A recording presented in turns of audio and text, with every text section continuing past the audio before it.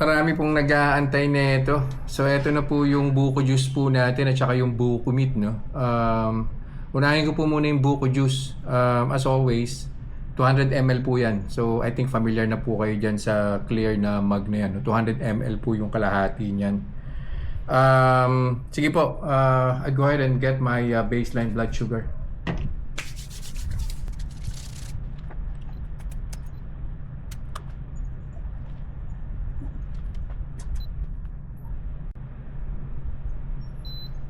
So yan. So 95 po yung baseline po natin. So inumin ko po si buko juice, tapos babalik po ulit ako after an hour to check kung ano po yung magiging blood sugar spike po niya.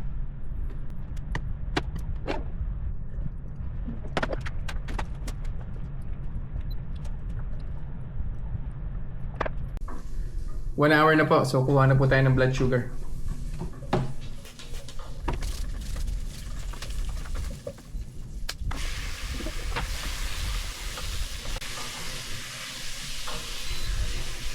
Yun lang. Significant po yan, ha. So from nag-baseline po natin 95 eh. So now it's 132. So significant po yan. 30 plus 37 po, no. Imagine 200 ml lang po ng buko juice yung ininom ko. So sige po, balik po tayo after an hour para makuha ko na po yung final blood sugar reading. Final blood sugar reading na po tayo. Second hour.